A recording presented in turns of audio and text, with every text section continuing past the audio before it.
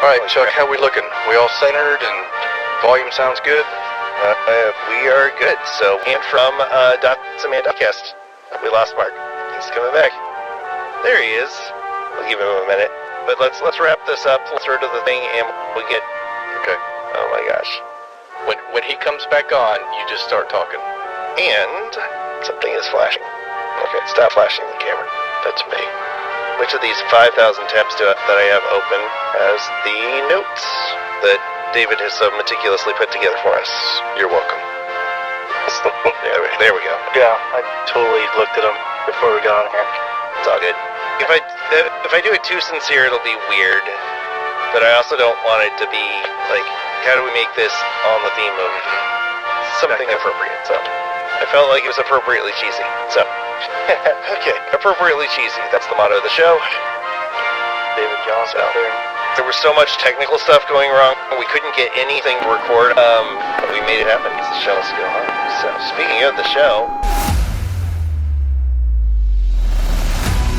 You're watching Diecast Breakdown with Chuck Ellis, David Johns, and Mark McHotwheel. So sit back, strap in, and hang on. The breakdown starts now. Hey folks, Chuck here, and we are excited to have you joining us today. I am, as always, joined by my amazing co-hosts, Mr. David Johns. Hey, everybody. And Mr. Mark McHotwheel. Comfy. Again, ripping the velour. So comfy. So comfortable. Oh, gosh. By the way, in case you haven't checked out his store yet, you can get Custom Diecasts branded leisure wear now. So that is something that should be explored. So you will be stylish and cozy at the same time. But enough about loungewear. We're here to talk about tiny cars. So, gentlemen, it has been an auspicious week in die casting, so let's get started there. I think I've got something for each of us today. For me, I like the foreign brands. You guys know that. Majorette has got some cool stuff coming out I wanted to bring to your attention. There's a Hyundai 130N, really cool new casting coming out. We've also got a Citroën DS4 and a Fiat 500 Icon Cabriolet, all looking really good. I think you guys will like them. Now for Mark, there is a Tarmac Works RX-7 that looks freaking amazing in yellow, coming out very soon. You guys check that out as part of their Global 64 line. And for Chuck, he's got the old stuff covered with a Chevy Opala from California Toys, looking really good. They've got a wagon version as well as a sedan. Both are looking awesome. So those are the things that I'm kind of looking forward to. Sounds delicious. The Opala is really cool. That's like a Chevy South American casting, and Hot Wheels has actually done one similar. They did a Chevrolet SS that was an Opala. But these are gorgeous, and yes, you will be seeing the pictures over our faces on the YouTube version of this video. So audio folks, be sure to check it out. Basically, the thing that I'm excited about, which I think we've touched on before, is the RLC Hako, but I think it's just the members car, correct, David? The one where you... Yeah, that's the one you get. Yeah, with the membership kit. Yeah, with the membership kit, you pay an extra, about $30 in total, I think, for the year. And you'll get a beautiful Hako Skyline, blue in color. I think that's kind of a shiny, like Spectre Flame type deal, isn't it? So I'm excited to. I have to check my membership. I don't know if I'm signed up for that, so I don't know if we're getting that this year. But I'm still excited about it. Yeah.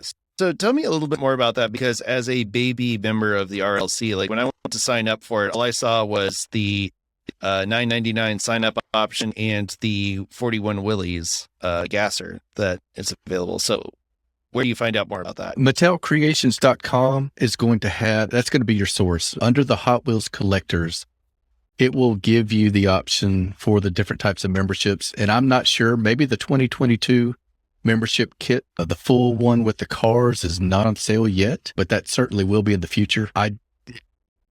If I understand it the way it was last year, there is no limited quantity on the membership car kit option. So if it's not on the site right now, check back. It'll be there soon. We got a really nice comment from Simon Galinas. I'm sure I'm pronouncing that wrong, but he said, awesome episode, guys. Been watching Diecast Dude's channel for a while and happy to see him as a guest. It was cool to see the different brands of diecasts. I especially liked that Nissan Primera at the beginning of the podcast. So well done, David.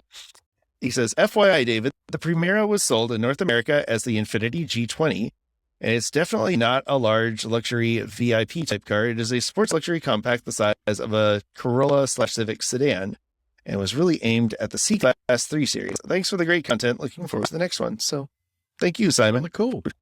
Thank you. Appreciate the positive feedback and constructive criticism. Yeah.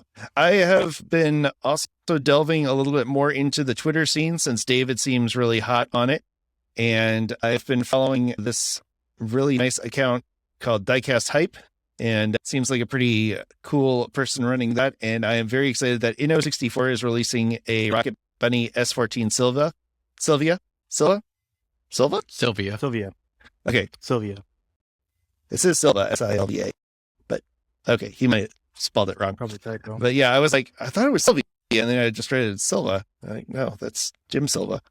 Anyway, and the Rocket Bunny body kit for the Sylvia, for the S14. Jim. There we go. Yeah. I love the Rocket Bunny kit for the S14. I love that it's like this old school muscle car inspired thing with Japanese mechanics and the cockpit and stuff from the S14. But it's one of those things that if you describe it to me, I would say that sounds like it would look terrible, but it doesn't. It looks awesome. And I am very excited that will be available in diecast. So, now that I've been bitten by David's lensed headlamp bug, I will probably be adding that one to my collection as well. Also, Robert Rolf7 on Twitter posted a very cool picture of the new 82 Datsun 280 ZX from Matchbox in its moving parts selection. And that looks really good. It's got a nice retro burnt orange inspired design on it with some orange stripes. So Greenlight is posting a new edition of their HD trucks, which includes a really nice Ford drag team setup with the 1970 Mustang, the Georgia Shaker, and a matching Ford truck. That looks really, really cool. It's good looking. Yeah. And speaking of Diecast Dude, one of the things that he was looking for is Airwolf stuff. And I hope that this is an indicator of things to come from Greenlight, but I saw over on Diecast Direct, they are pre-selling Santini Air Jeep from the TV show, which was Stars and Stripes CJ7. So hopefully if that sells well, they will explore doing a 1/64 scale actual Airwolf chopper. That would be very, very cool. And fingers crossed for you. And one more thing, since we had Jakarta on, I've been checking out some other really cool Indonesian builders, and there is one called Artcraft Buruwang, and I tried to find the So Buruwang is a bear. Bless you. Excuse me. It's a bear in Indonesian, so which explains the bear logo. But he does basically what Jakarta does for diecasts. He does for dioramas for diecasts. So I would love to see the two of them together. He's got about 19,000 subscribers now, which seems really low for the quality that goes into his video works. And he does incredible scratch builds. He's got this beautiful miniature city that he's made, like this very compact layout that has overpasses and parking garages and a 7-Eleven and a tunnel, and it's beautiful stuff. So I'll link to him in the description below. But all right, well, that's the news. So when we come back, we're going to talk about how we store and display our diecasts and how you store and display your diecasts. So stick around. We'll be back with more Diecast Breakdown after this word from our sponsors. Visit Hot Wheels for Hope on Instagram to join in a special raffle. This fundraiser is a show of support to our diecast brother Naz and his home country, Ukraine. Mark McHotwheel is raffling off a model Jetta and Fast and Furious t-shirt signed by Chad Lindbergh, as well as several customs and other great prizes from members of the diecast community. If you can't help financially, please share the link in the description for this raffle or the other great charities supporting the people of Ukraine. Thank you. Here's this week's small channel shout-out. Mad Visions. If you have a favorite Diecast channel with less than 700 subscribers and you'd like to see them highlighted on a future episode, email us at diecastbreakdown@gmail.com. Congratulations to Andrew at Maple Leaf Customs for winning our Fireball Tim giveaway, featuring a Diecast-themed coloring book and signed original Batmobile design sketch. Watch future episodes for the hidden code word to include in your comment for our next prize. We'd like to take a moment to thank our executive producer level patrons, First and 64th Customs, Video Geek Productions, Matchbox Mark, Jonathan Von Nesh, Donald Rashik, and Twice Diecast. Please stick around till the end of the episode for our full list of partners and learn how you can support this project at diecastmedianetwork.com. And now back to Diecast Breakdown. All right. Well, today's topic I am excited about because it's going to be our first interactive topic. We are talking about storing and displaying diecasts, because if there's anything you figure out very quickly when you start acquiring these things is you've got to put them somewhere. And there are hundreds, if not thousands, of ways that I've seen people stash and display their collections. So we're going to go around the room and we're going to talk about how we manage our collections. And David, I want to start with you because you've got kind of an interesting approach to your collection and to how you display your cars. Okay. Yeah, fair.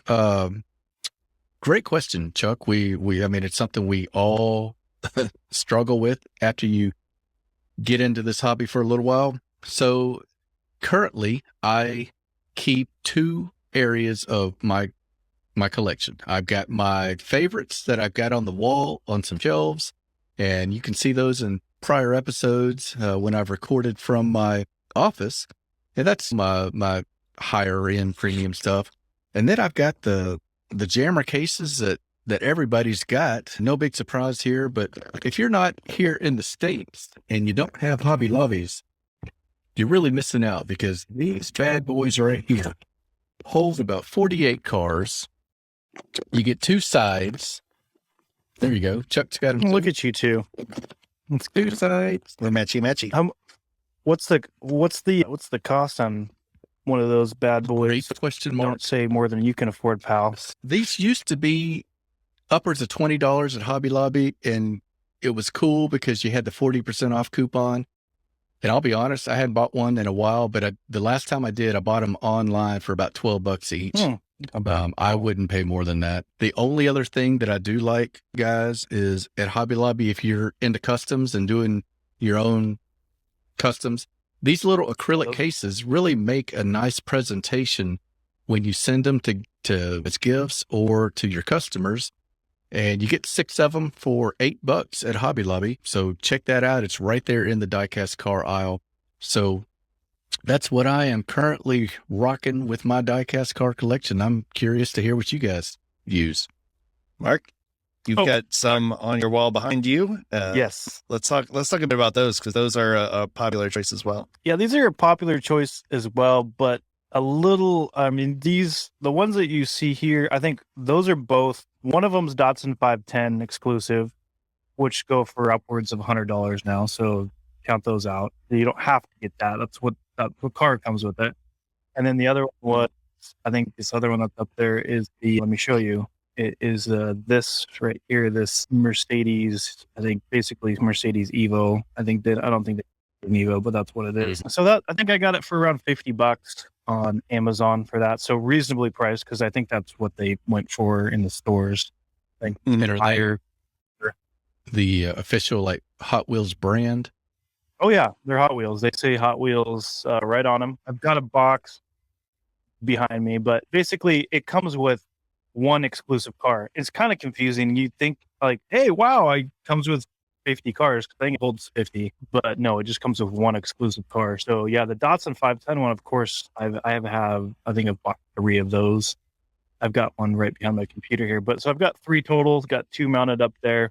Really cool cases, worth the $40-$50 if you can find them for that anymore. You know, Yeah, so come out. and what I do like about those guys is save time on dusting, because I've got the doors on them. Really handy. Yeah, so you don't have to dust them too often. by the way, you can also buy right now on the Mattel Creations Creations Hot Wheels Collectors page, you can get the version that has the exclusive Mercedes-Benz 190E on it right now for $49.99. So it is about the same cost, although you're probably getting it cheaper on Amazon because you're not paying shipping. But yeah, possibly, but I think I may have, because some things you can't get around it.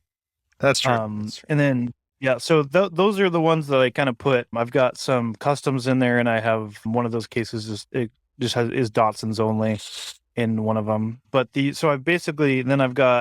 I've got some storage bins that I just got at Walmart or whatever, and those are in the closet, and I stackable ones, and I've got probably a couple hundred cars in each one. I just put them on top of each other gently, and then that's for kind of the mainline cars that I have.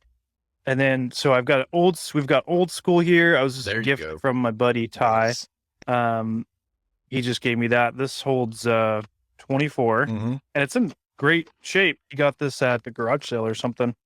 And it has 2 layers to it. You can pull this top layer out here, and you can keep your favorite cars safe, the ones that are worth the most. Those Barbie dream campers are just gonna rocket up in value. Yep. Yeah, they're total. I'm gonna scalp that so hard. No, I'm not, by the way.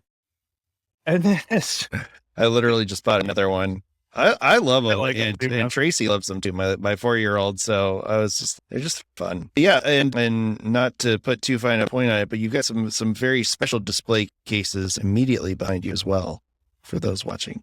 Oh, right here, right there.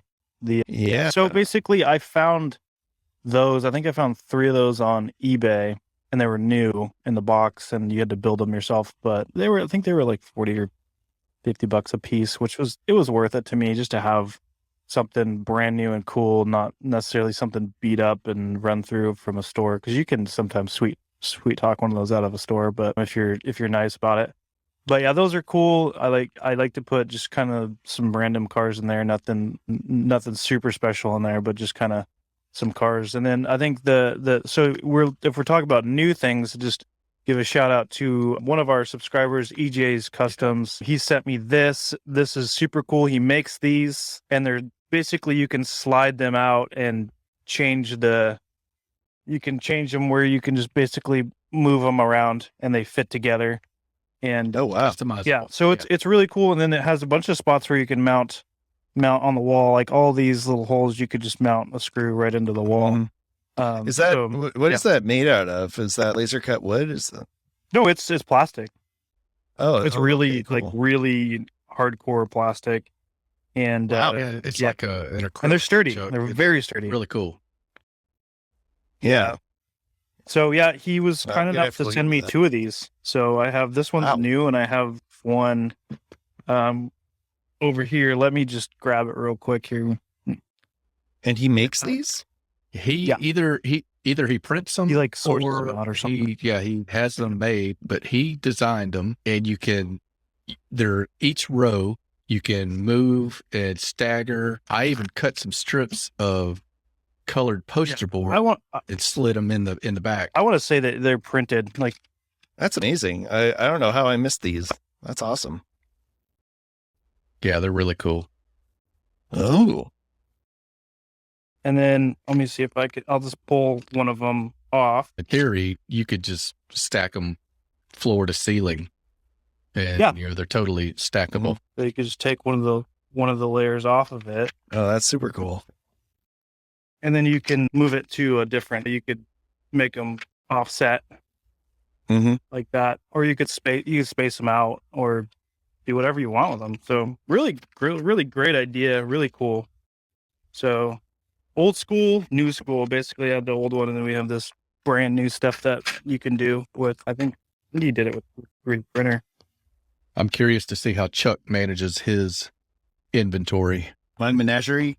All right, so what those remind me of, the things that he makes are, remember in the 90s they had those Hot Wheels ones that had the license plates on the front. They were like an acrylic case, and they had that whole interlocking stackable thing. Yep. And I actually, just to ease into my collection, I actually picked up like 8 or 10 of those from a flea market for $1 a piece, and I was like, that's so cool. like just the cases. And I was like, she's like, I don't have the cars. And I was like, that's fine. I want the cases. Those are really cool. So I got the ones that say Viper, Mustang, Cuda. Those were really cool. So as a customizer, I buy a lot of used cars, and they aren't necessarily in the best shape to begin with. And I'm not all too worried about the paint getting a little more chipped. So I have several different methods for storing, because I have several thousand cars now. So for the main lines and the really used stuff that I'm going to customize, but I don't really worry too much about the condition. You get those ubiquitous. I don't really keep my stuff carded. There are a few cars that I keep carded, but those are only for sentimental value. And the rest I have loose. I have, as David mentioned, I have one of those jam cases, and they're cool. I have a tough time. Like, I'm glad the prices have come down, because I have a tough time paying more than $1 to store a car. So $1 per car is kind of my limit for spending. There is another alternative to those, and I've seen a lot of other folks use them. So there's this company called Plano, and Plano, and they make these cases here that are clear plastic. They're kind of a multi-purpose bin, but they are perfect for storing diecasts, and they've got just a little variance. The top row and the bottom rows are slightly bigger, which is handy for longer castings. What's also cool is they have For the Barbie camper. for the Barbie camper, exactly. They have notches on the back, so you can mount them to the wall, which is really cool. And you can find them on Amazon or at your local hardware store. And usually they're about $7 each. And an example of a loaded one I've got here, and you can see it's nice because I've got like the larger M2s and the longer things like the Dodge Power Wagon that Brendan designed, that would not fit in a normal slot, but they will fit in these larger ones down here. So it's really handy. They're great for pickup trucks because they got this weird little notch here, so you can store the. There you go. Oh, I love it. I love that Power Wagon. I almost bought another 5-pack because the 5-pack that's out now has a black Dodge Power Wagon in it that I really like. Yeah, they're so cool. I'd love to have one real life. Can I say one thing about those Planos? Sure. Real quick. I guess. There's a guy on YouTube called WTFFOR. I think he's up in Canada. He's got about 200,000 subs. A lot of you guys already know about him. His entire basement, and I'm talking 1,500 square feet, is wall-to-wall Planos, and it's called the Hot Wheels Museum. And for one, if you're watching, we would love to have you on the show. Come on our show. Number two, you got to check out this channel, guys. You're not going to believe how cool an entire room of Plano cases filled with every Hot Wheels from every year, every casting. He's got them. So just wanted to, if you want to see those Plano cases, how good they can look in a presentation, that's what you need to check out. And it's funny, the rest of my collection, I have the assorted 100-car cases. Like I usually pick them up used. They're a pretty good bang for the bucks, even new, because they're about $18-19 in store. Ollie's recently had them for $17 each, and if you had a coupon, it became a very affordable way to pick up. So I picked up 4 more of those. And those are where I store my premiums that I do want to customize, but I still don't want to get banged up because they might have small parts, or they, might be like an M2 or something where things can bent wheels. Yeah. The rest of them, I have a converted jewelry display case that I got at a flea market. It was my brother had it in his collection for a while, and then he gave it to me, but it's one of these tiered clear things that would have jewelry on display, and it's got 3 different sides to it, and you got a little security lock that opens and the door pivots open. And I'll post a picture of that. That's how I display my Hollywood movie and TV cars collection. I also have found I posted a short on this channel of, I found one of those little truck carry cases that you can find in just about every thrift shop in the country, and it turns out they're held together by just a couple of screws, so you can remove the cab. And if you want a really, really cheap, I paid $1.50 for it. You can, remove the cab, and then you unscrew them. And I ended up with, and actually there's one right over my shoulder. It's right there. And that's got all my customs in it. Yeah. So I made, yes. That's a fun fun fact. And it's a 15-second video showing how quick and easy it is. So that's my down and dirty tip for you. And as far as the other display stuff goes, I've got a few curio cabinets. The problem with diecasts is because they're so small, you always end up with way too much overhead room. So I found at places like Target, you can get these little cheap riser sets. They're usually like 3 little risers and they're nested together, and like $5 will get you 3 of them, and you can stack them and arrange them all sorts of ways. So I've got a few of those in one of my cabinets so I can display a lot more cars. The acrylic cases that David pointed out are great. They remind me a lot of the M2s, which, if I can go on my teeny tiny rant, I love you, M2. Please invite us to your celebration in June. I love you so much. However, But I wish that there was just a little more thought that had gone into making those cases, because unlike the ones that David just showed, they do not stack well. Like, they almost stack. They almost interlock. And I love them. They are beautiful cases, but they do not stack. Quite. And it is like, you can balance them, but it is a risky proposition on a good day. And if they interlocked, I would buy a whole lot more of them. But it's funny because I've actually got a box of like one of the largest Rubbermaid tubs that you can get that's just full of those M2 cases, because I can't stack them. I'm like, I can't put anything in this. Or I could build like one, I'll build like one layer, and then I might have a few more in risers, but I really can't do much with them. Now, something that really excites me about the world of storage, and as technology is becoming more and more available, there are a lot of DIYers out there getting laser cut tools and woodworking tools and routers, and like we saw earlier with like the 3D printing. There's one in particular that I'm very interested in learning more about, and the seller is on Etsy, and their name of their store is Warforged Products LLC, and they have got these super cool wall-mounted or shelf-mounted display casings that can display everywhere from, like, there's one that's 66 cars, and there's ones that are like 100 cars. And what's really cool about this design is it actually displays them at an angle and has little tiny slots for each one. And I'm showing the picture here, but it's really cool because you get that really nice 3/4 look that you don't get normally, because you've either got the cars mounted sideways or forward. yeah, that's really cool. And they're not that expensive either. I mean, they are coming dangerously close to my buck a car rule, but because of the quality of, like, from what I'm seeing, if they look as good in person as they do in these photos, like, that really, like, it enhances, like, this is not a plain O case attached to the wall. Not that there's anything wrong with that. It is a very effective and very affordable way, especially if you're trying to do a lot of cars. But if you were trying to do like a statement piece with 66 cars, this is how I would do it. That is something that I will probably be getting next paycheck, but not this one, because we are acquiring some new gear. And this is cheating topics just a little bit, but we are acquiring some new gear because we are bringing on a new editor that is going to help us with this project. And it is our good friend Naz. You may know him from such places as YouTube and hiding out from Backboard Bill and Alexi as they try to take advantage of his collection. That is how we store and display our diecasts, but we asked you to answer the call as well and see how you store and display your diecast. David, I believe you have some questions or comments for us today. Yeah, thank you, Chuck, and thank you, viewers and listeners, for responding. Really is helpful. We love your feedback. We got answers. You guys are storing your diecast in every way under the sun.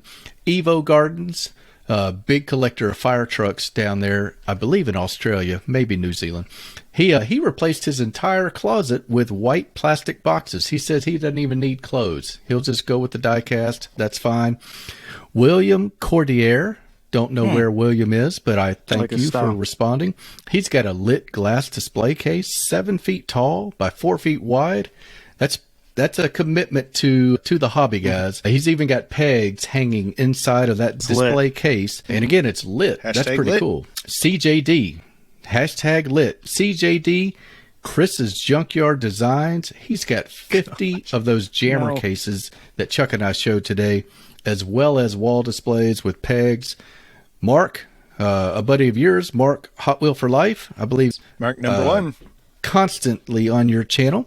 He would like to tell everybody he's got 2 of the large Carney cases and tons more of ways to store it. Lots of various pegboards in the garage with the collectors. That's a big hit. So thank you guys for responding, and it is helpful. We're here sharing all the different ways you can store your Hot Wheels. I hope this episode was helpful. Yeah, and that does raise an important question. If he's Mark 1, does that make our Mark Twain? I would go with Mark number 2, Oh. as in a deuce. So If you got Mark number 1, What are we talking about? anyway. I'm just trying to change the subject. While we ponder all that, we're going to take a quick break. But when we come back, we are going to be talking to Chris Westlake of Westlake 164s, a Instagram creator and designer and builder. awesome. Really creative dude, and he has got one of the best logos on Instagram. And I'm not just saying that because my brother designed it for him. Again, check out J.E. Pig Designs on TeePublic and Redbubble for all your diecast needs. And we're going to take a quick break. When we come back, we're talking to Chris Westlake, so stick around. Don't touch that dial. Diecast Breakdown will be right back after these messages. Can't get enough Mark McHotwheel? Subscribe to Dotson Man Diecast, Auto Peak Detailing, and the Dotson Man Diecast podcast today. Diecast Breakdown would like to thank Diecast Heroes Magazine for supporting this program. Diecast Heroes Magazine is the premier digital and print resource just for diecast customizers. Visit diecastheroes.com and see what the best customizers in the world are up to. Let me go ahead and open it. And now, the thrilling conclusion of this week's episode of Diecast Breakdown. We are here today with Mr. Chris Westlake of Westlake 164s on Instagram. Chris, how are you today? I'm good. Good to see you, boys. Good to be on here. Thanks for coming on, man. We are so excited to have you on. I have known Chris as one of the great Instagram customizers and a fellow weathering junkie as well. And I was honored that very early on. Chris was one of my first supporters on Patreon, and it's lovely to finally meet you face to face in this format and get to know you a little better.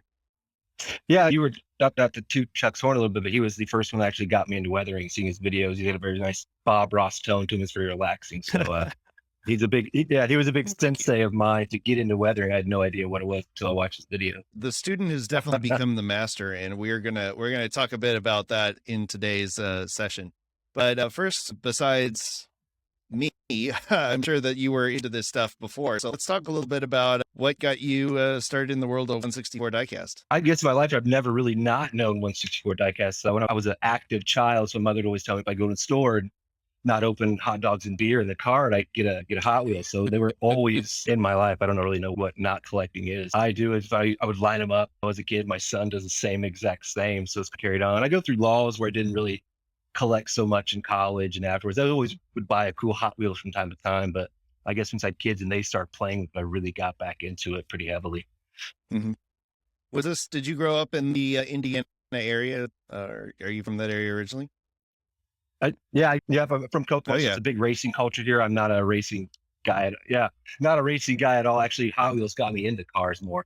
So there's NASCAR stuff everywhere. There's Indy 500s, obviously huge. So it was always a part of our culture here in Indiana. So there's diecast literally everywhere. Hey, it's the Speedway so nice. The Beach Boys wrote a song about it. So what was the first car that you decided to drill a rivet on? It was a super van. I was dabbling around a little bit, but I literally woke up one day and said, I want to make this super van into 4-wheel, off-roader kind of car. I did it. I just are you kidding me? I always dabbled in multimedia. My sister's an artist, so I always had that. My mom was a painter, so I always had that. But I never found my niche of where to find my creative outlet with art. So I literally was in probably March of 2017. I woke up and just dove right into it, starting from, apple orchard acrylic paint to nail polish on Hot Wheels just for fun. And it just took off pretty quickly. Usually when I find something, I really focus into it and go full bore at it. So it just came out of nowhere and I love it. It's something I'll probably always do. Did you go into weathering right away or was it more a straight up type custom? No, it was straight up custom. I didn't start weathering in probably, maybe hard a year and a half ago. I didn't even know that was I never did models as a kid. I did one to 4-H, but I didn't get that purple rip. It wasn't very good. So I didn't even think that weathering or doing, I didn't even know that was a thing at the time. Of seeing your videos and really, oh, what is this? And then going to my hobby store in Indianapolis and finding the Tamiya powders and the panel liner just opened a whole new world of, and that really got me into realism with customizing Hot Wheels. I do a Hot Wheels more times than not. I want to see it on the road. Weathering is still always changing for me and learning new techniques and watching some of the Malaysian guys finding your own rust technique or style. I really didn't understand that till one day I was like, oh, I found it. I get it. Yeah. That's the thing is there's this easy, hard aspect to weathering. Some people think the weathering is really easy, and there are ways to do weathering that are very easy. But once you start going for that that true realism, and you start getting into those things like the panel liners and doing more than just like smudging some powder around or doing a rust undercoating, it can get really complex. Like I did a diagram once laying out every step that I did in one of my builds, and it was 51 steps. I was like, all right, I might be taking this a little too far the other direction. Yeah, I have no patience. People always say when I customize, oh, you must have the most patient words. I'm the least patient person you're ever going to know. So I've, found ways to speed it up and still learning. Streaking, I'm not good at it all. It's something that I watch in amazement. Like, I don't know how they do that, but that's part of the fun of it too. Streaking is a tricky one for me too. I know I need to get some like white spirit. Like I know the guys that do it really well do with white spirit and oils, and I haven't really gotten that far yet. But I agree with you. Like streaking is one of those things that really takes the patience and the subtlety, and I want to get better at it. But I love every time I open my Instagram feed, you're one of the first people I see because you are posting so often. You are building and building and building and building. So, how many cars are you building in a month now? Man, I tell you, we were snowed in. We got 18 inches of snow in Indiana, and I did about 48 cars in 2 weeks. Holy maybe. cow. Yeah, I don't have a lot of time. Like my daughter dances my kids in every sport possible. So I work on about an hour a night, but if I can get that Saturday where I can literally, start at 9 and work, I'll work it. It's a fun release. So and with COVID too, I've had 2 stints where I had to quarantine for COVID. It's just like this creative burst. So I took a break from, I decided to build a real car. I decided to do my overlaying my Tacoma out. So I was struggling with, I'm pretty competitive. So I want to be the best customizer. And I just lost that creative energy because customizing, it's difficult and you make a lot of mistakes and it's trial and error. And sometimes you'll have that creative edge. So I still did some commissions here and there, maybe one a month, but I'm just in a big creative groove right now. There's not really a jam I can't get out of when it comes to customizing. So I'm just in this big creative stint right now. I'm just going to ride it until summertime. I got to get back outside and get the truck out. That's awesome. And for those who don't know, they do not mess around with trucks in Indiana. I spent a summer up there working for, I worked for WTHR as an intern. And I went to a couple of tractor pulls and watched people destroy the trucks that they drove there trying to pull that sled.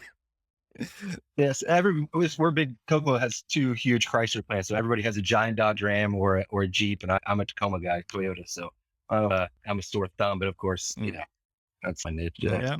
Yeah, I got a GX 460, so Lexus GX 460. Yeah. As a Mopar guy, I completely understand why you have a Tacoma. Chris, let me ask a question. I was looking at your Instagram before the show, and Chuck's right. It's an incredible catalog, beautiful stuff. I noticed an 84 Civic looked like a barn find. Do you enjoy the barn find challenge? I do now. Yeah, I didn't think it was possible, but now I want to throw a tarp on everything, which is just, it's so much fun to do. But I want to, usually when I take custom, I want to see that car in junkyard. I've always want to do a Lambo or a Porsche barn find, but I want to, you can see an 84 Civic just being there. And that's just where I love the stories behind custom. I try to think of a custom in my head of some drag racer and have a whole lot of money, but he's going to pull a lot of money in the engine. So you make the engine look cool. I like weird little odd cars like that. I love they came out with that casting. They're still coming out, those weird little cars and wonky stuff. I love it.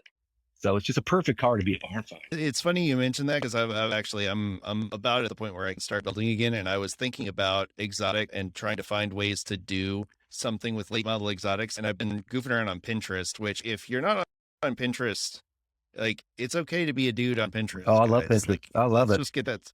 But I have gotten so many great reference photos of cars in junkyards, and I've been finding they're like these stacks. Like there are certain junkyards that they'll have these racks that have like just 2 prongs sticking out, and they'll take a fancy car that's too fancy to crush, not like it's been in a wreck or something, and they'll just have a stack of Porsches, or they'll have Porsches and Ferraris and Mercedes all lined up, and they've all been like a wreck, or they were something totaled them out. And so I was like, oh, that's one way you could do it. You got 5 favorite castings in the front of your mind that you really enjoy? My favorite, probably all time casting, Dodge A100 van. It's just weird, and it's boxy, and it's just fun. You can do so much with it, customizing, and usually, and all the ones they come out are just great. I love the Porsche Outlaw 356. It's I don't know, it's just got the round features, and you could do a lot with it. I think the 2 ones, it might sound cliche, but the 55 Gasser is so fun to work with. Same in probably the 62 Chevy. They're so easy to work with wheel swaps and putting them in there. They don't give you a lot of fuss, and you can just do a lot with. My kid, I first started, I was like, I'm not doing a 55 Gasser. Everybody does 55 Gassers, but they're just so much fun to work with. I'm actually working on 30 of those for 30 days, one of these months to do, just so that you could do so much with them. And the Matchbox Ford Fairlane wagon, it's a newer one, but I love that little wagon. It's a great casting. It's such a good casting. It's really cool. I hope they do more of them because it's great. This Datsun Golf that you did, that totally caught my eye. Oh, you've got it. Oh, wow. Is that good? I love the golf livery, and of course I love Datsun. I literally do golf and moon ice on everything, and I'm a sucker for it too. And that one, usually, this is probably my 5th one I've done. I found where when selling customs, people love them, and I love them too. So I've probably made 5 or 6 of these every month. I probably have to do 2 of them, but they're fun. You can't go wrong with golf. I love it. You can put it on a peanut butter sandwich. I'll buy it. Yeah, I've done that. It's not. Yeah, it doesn't taste very good, but it looks great.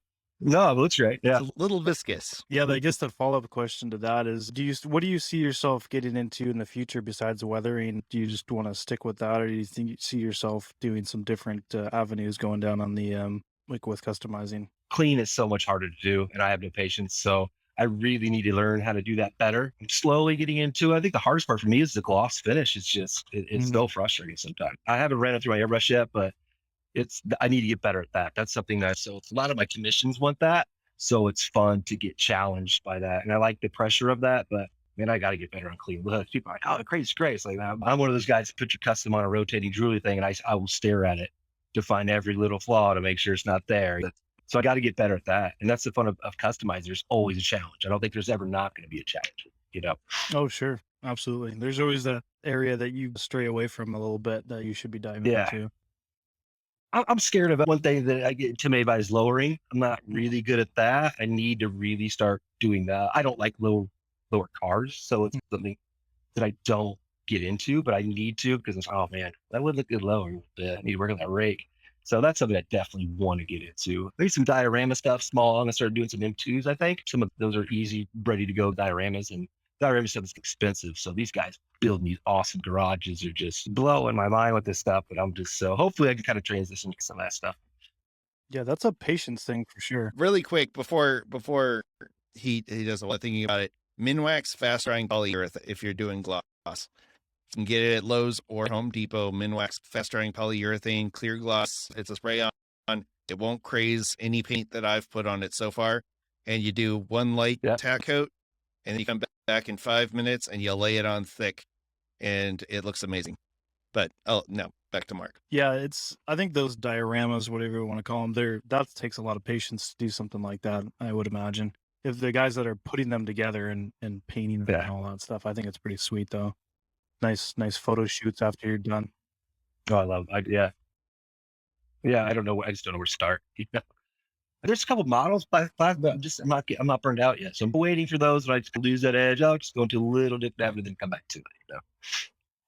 Everybody customizes Hot Wheels. What brands have you dabbled into, and what do you like? What do you not like? I love Johnny Lightning. I love it. They're tailor made with the details. They're already there for you. Just got to go over the top of them, and they make some great castings that are fun to work with. A lot of the AMCs, and they're not as difficult to work with. Auto Worlds are not fun to work with. I just did a Suburban.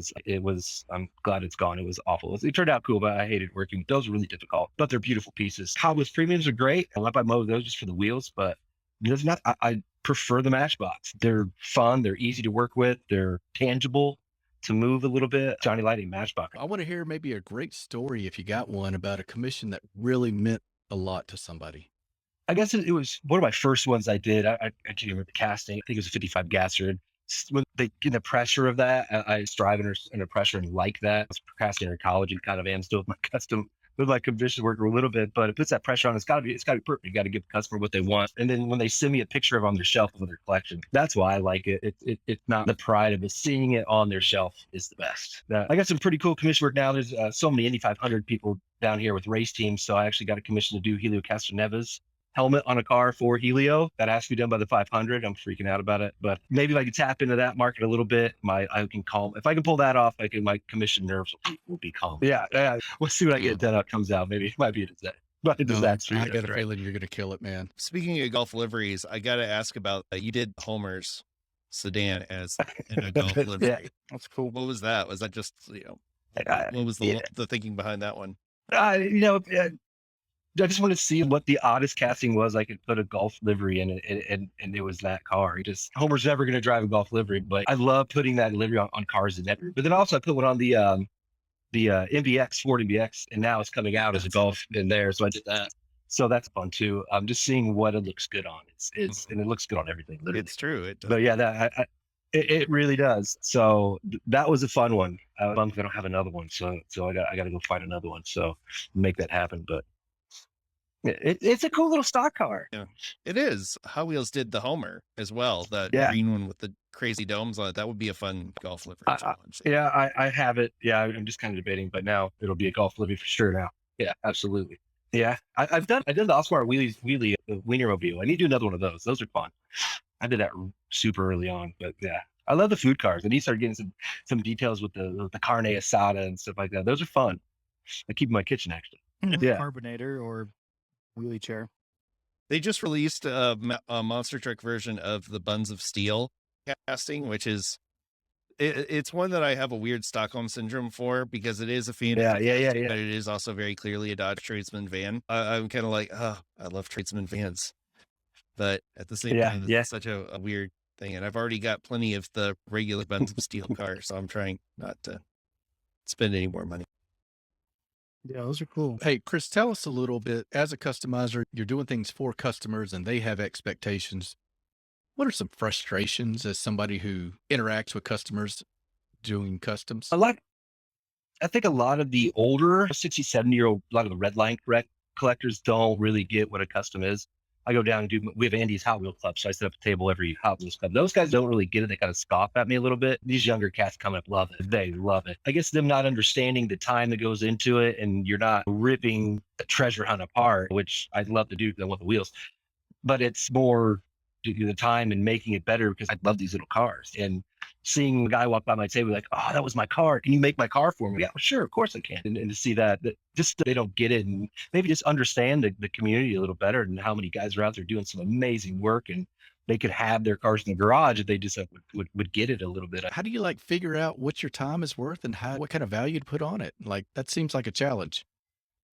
It is. I think for me, for when I first started selling, I didn't want to sell any of them. I loved them all, but then I was like, I want to see what they're worth. I would sell a few for what most people, sell them for. Some for 80 to 65-ish range. And I've sold a few, but then I got frustrated because I really wasn't selling any. And I started looking at the time I put into these is I love the time. That's my escape. That's my break from the day. I enjoy the time. So I don't really put a price on my time. So that's how I base my prices. Usually, if I'm doing a really high-end transport, sure, it's going to be pricey, but my average run-of-the-mill is a 40. I don't price my time. It's just going in to keep the hobby going. So it's interesting when I do my shows, I usually do these, which are just like a simple yellow Batmobile with a Moon Eyes logo on it. And then I put them back in the package. I put them in a dump bin because we all love digging through dump bins. It's just fun. I throw them in there and sell for $2 each. People love them and the kids love them, but I come away from the show and I've sold 20 of them. So that's usually what I do. And when I make so many in a month, I'll make just lower end $20 customs that people, and just seeing the joy in their face when they buy it is great. For me, but if I sell one $60 custom, I sell usually 8 or 10 at a show. I usually sell an 83 Moon Eyes Silverado every show, a 510 blue. So I find what the customers want. And now I'm doing, I put off some Harley Decasts. I'm not a Harley guy, but your customers like Harley. So throw it on 83 Silverado. So instead of making these high-end builds, which I love to do, and I'm going to do anyways, those kind of bring people in a little bit like, oh man, what's that Ghostbusters F01 gas are doing there or whatever. that brings them in, and then it's like, yeah, they just want a piece anyway. So if I can just nickel and dime it a little bit, it keeps it going, and it keeps it more fun because you're selling. It has some walls where I didn't sell so much and you get frustrated. This way, it keeps the process going for me, and the process is what I love about it. Do you get a lot of repeat customers that way? I do. Yeah, I have. Yeah, I have quite a few that do that, which is cool too. But also, when you get those repeat customers, you can trade more, and I get a little more out of it because I need wheels. I'm trying to look for odd casting they don't have. So it's just as fun for me to get those repeat customers, knowing what they want, what I want. I know a lot of guys finding the old '80s Matchbox wheels that are hard to find look great on customs. They'll find these odd ones for me that I will never be able to find. So I'd gladly trade a gasser for that all day. So what's a car that's out there, Chris, that nobody makes? No diecast maker makes, but man, you'd love to have a casting. I love AMCs. I know Johnny Lightning's made a few. The Javelin they've made, Johnny Lightning's made one. The 72 Javelin, Hot Wheels made one, but they're just not. They're not right. It's such a long car, and the design at that time of the cars was so different. They were trying to stretch it out, and but some Chuck's Valiant would be a great one. I love those boxy Plymouths. Those I would love to get my. Go on. Yeah, I'd love those late '60s Plymouths. I love that Matchbox Plymouth Savoy they came out with. I need about 10 of those. Oh, that so I got cool. one. Yeah, I love it. I got a few extras. I love them. They're just a great cast. I've done one, and I got 5 or 6 of them. Hot Wheels did a really awesome 63 Belvedere that you could only get from this one like collector series, and it was like a silver dragster, like super stock. It's not altered wheelbase, but it was like a super stock, and it is a beautiful casting. I'm like, why was this only available this one time? Because it is so cool. But yeah. I feel you there. So let's see. Are there any questions of mine that David hasn't stolen? So yeah. So how many, if you're building this quickly, like how many commissions do you take on at a time, and how do you manage that kind of level of servicing different customers? On average, it's 1 or 2 a month. This month I got 5 transports for a good friend of mine in Alaska. This kind of sent me a lot of work for him. So maybe I kind of procrastinate. I get those creative juices, and I keep my workmen wait for that right moment for I have 2 hours to solely focus on that car. Because usually I'm working on 12 cars at least at once. Start with about 30, half of them don't make the cut. And then then I can stop and have that, dedicate that. That's how I do it. I can't just making sure it's right. I think they get lost in the shuffle. I'd be making too many mistakes if I was working on it like I do all my other stuff just to make. Let's talk about going back to the methods. And I know how I got started with customizing. I'm always curious how other folks, because everybody kind of stands on everybody else's shoulders and then makes their own thing. And that's one of the things that I love about your builds is they are very uniquely your own thing. Like I could look at a bunch of customs and immediately Westlake 164 build, just because there's the way you do the panel liner and the way you do the toning in your paint is very distinct. If you were to have somebody come up to you and say, hey, I want to get into weathering customs, what are some of the tips that you would give them to get started? I think some of my strong suits are spatial order, decal, spatial order, where you put rust, where you put panel and color palettes, and how colors bounce off each other and work.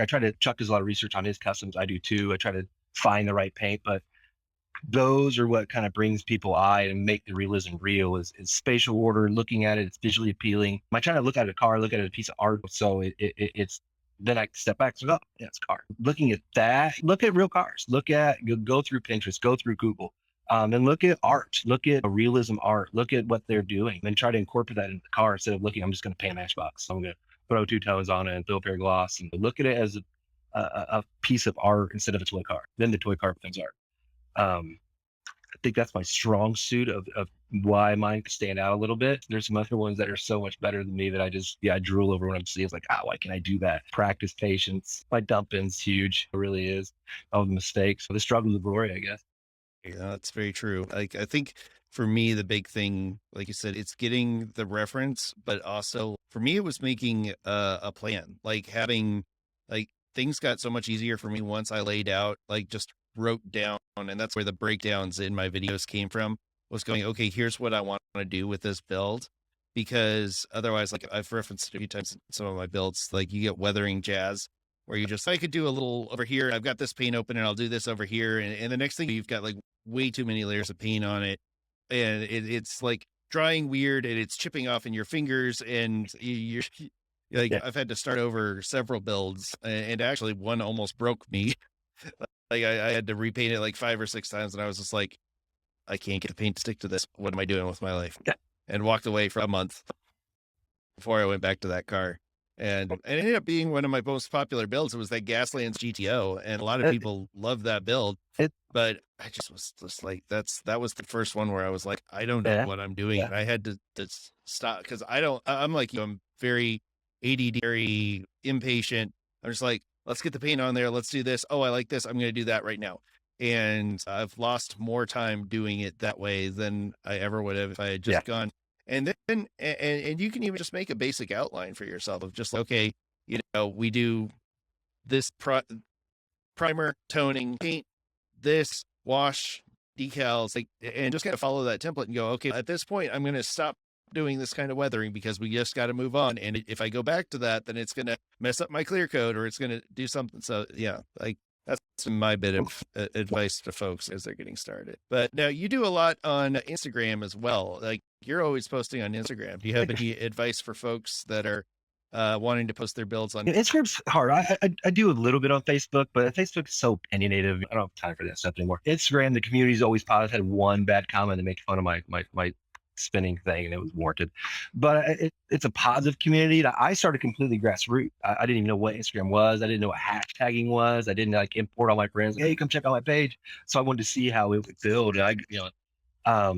So when you get in there, you got to learn how to hashtag. You got to learn when the peak times to post, which I still haven't really figured out. Some of the cars that I'll post, I try to post really cool builds on the weekend, but I'll post a car on Wednesday and it goes nuts. People love it. And I was like, I didn't like that one. So you don't really know, but I think the experience of Instagram is just, it's fluid with building more creativity and positivity instead of people are always on Facebook just trashing cars, and it's just no fun. So I just like the positivity of Instagram. I like how I can just scroll through my feed. It's just cool cars after cool cars. And there's the customizer community is pretty tight knit there. That's why I prefer Instagram. I need to probably get on Facebook a little more, but when I keep, going back to ideas, like, I'm just going to stick with Instagram. It's fun. You can build grassroots stuff pretty quickly, and you never know with a simple hashtag of gasser where it's going to go, or hashtag golf racing, where it's going to take your next guy that you'll be friends with, or they're going to want to buy your customs.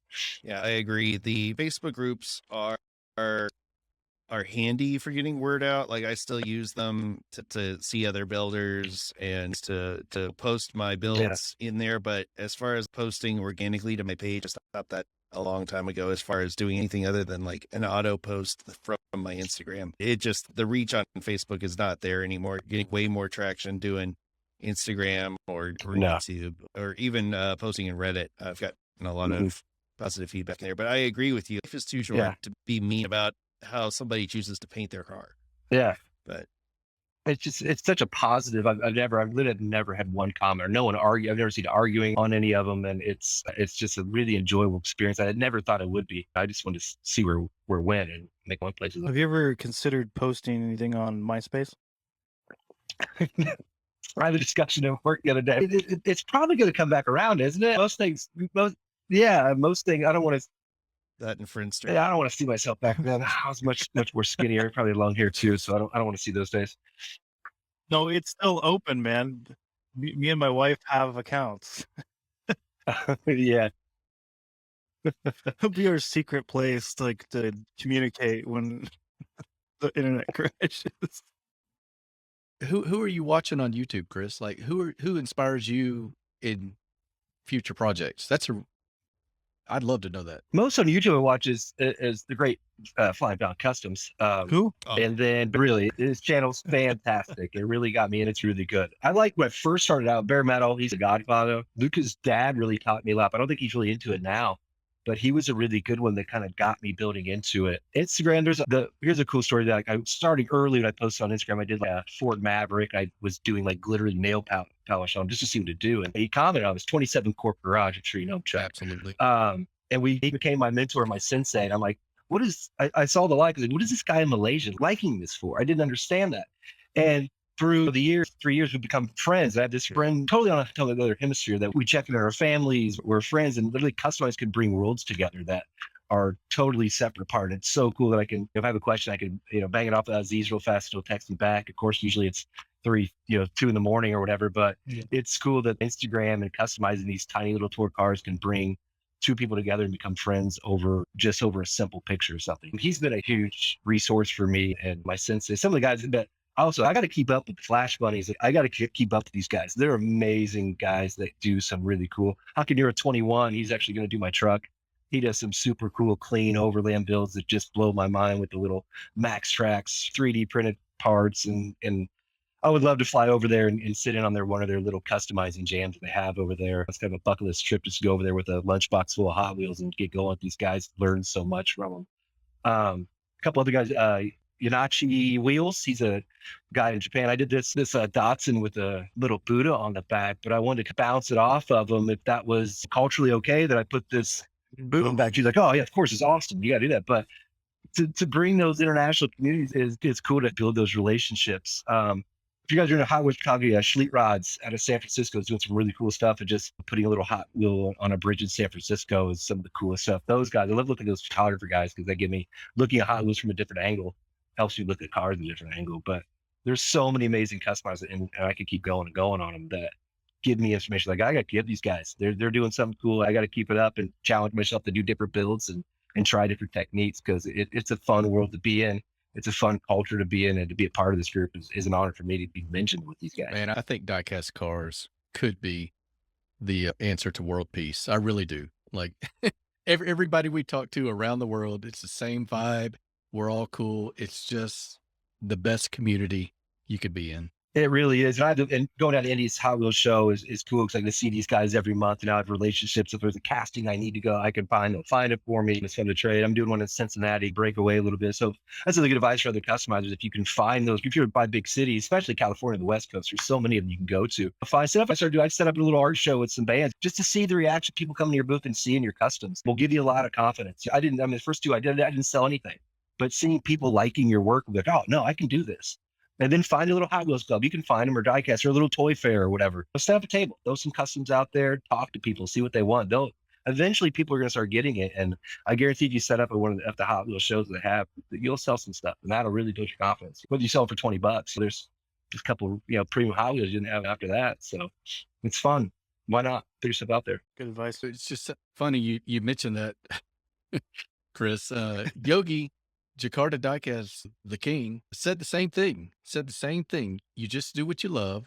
You stay in your lane. You don't try and force anything that doesn't, is not your style, and the results will come. You just pour your passion into it, and that's all you can do. Some of these guys are still sharing tarnish. It appears to me, he does just acrylic paint. You can buy a Walmart 50 cents. You can literally start and customize for $10 and do some work that I am not even at that level. And so you can start small, especially like some kids. I work with low-income families at a feather housing complex. So I'm trying to get that going where I could show these kids, just bring them Hot Wheels. Like, you can do this hobby and challenge and different things like that for positive.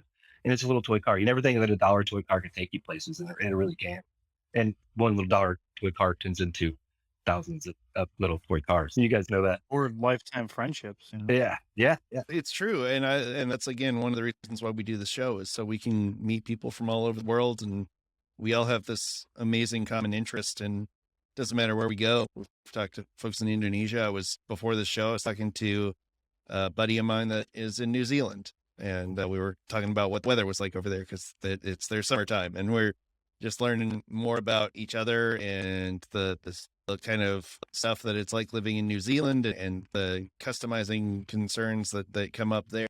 And we've got to send boxes all over the world. We're sending a few more this month that are really exciting. That was awesome. Thank you so much, Chris, for being on the show. We really appreciate it. It's very flattering to hear that you got inspiration from me, because I knew that you supported and watched my stuff, and then I saw you start turning out these weather builds. I was like, man, he's really good. And to the point that now I'm like, I can learn a thing or two from him. And I love your builds. They're just so good.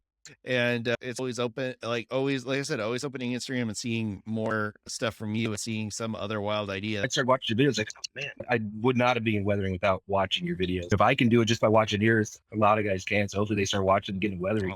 And your tarp video is one of my favorite ones. So now I could literally throw a tarp on every barn find I ever want to do. It's so much fun. It really. The new Ghostbusters came out, so I made the Ecto 1 and just do a tarp on it. And it literally is so much fun to do. Watch one of Chuck's video, do it. It's a blast. It really is fun. And customizing should be fun. If it gets frustrating, take a break. Don't stress out about it. Just take a break and come back to it, and you'll end up finding your niche and finding some amazing work out of it. All right. Thanks again, Chris. Appreciate your time. Absolutely have to have you come back on again, too, and talk more weathering, because I'm sure that topic's going to come up again. And one more time for everybody, just let them know how they can follow you. Instagram, Westlake 164s. Just look me up on there. I try to post on Monday, Wednesday, Saturday. I got some cool stuff coming up. I got some big race team, 76 race team. Always trying to do some new themes with some surf routes coming out. So I try to keep it fresh with gassers, JDM, anything. So come check it out. And if you got any customs, let me know. All right. Awesome. Thank you, Chris. We'll talk with you again soon. Take care. Thanks, guys. All right. Thanks, Chris. Well, that was really cool of Chris to join us. Like I said, he's a very inspiring builder, and that's very cool to connect, kind of reach across the social media aisle to the Instagram builders. And we want to have more Instagram builders on there. So if there's any Instagram builders that you feel are particularly influential or that you would like to learn a bit more about, send them our way at diecastbreakdown@gmail.com. Mark, do you have anything that you want to leave our listeners with as we're wrapping up the show today? No, nothing other than the fact that we appreciate each and every one of you, and just sharing these podcasts with people is the best way for us to grow and bring you more great content. So, all I got. That's absolutely right. So yes, thank you to everyone who listens, and especially to those who share with others. I just saw recently we were ranked number 57 on hobby and lifestyle podcasts in New Zealand. And I went and thanked my one friend in New Zealand, and he was like, well, I only watch you on YouTube, so I don't know who it is on Apple Podcasts that's listening to you, but I've been telling my friends. And I was like, well, thank you. It's just working. We are big in New Zealand, so we're going to be planning our, the first official Diecast Breakdown convention will be in New Zealand, which I'm sure will be just so sad for all of us. So, yeah. Affordable. Yeah. It's going to be great. Exactly. So pack your bags. We're going to New Zealand. So, David, how about you? What's your final thoughts for the day? I couldn't have said it any better. Well said, Mark. Appreciate each and every one of you.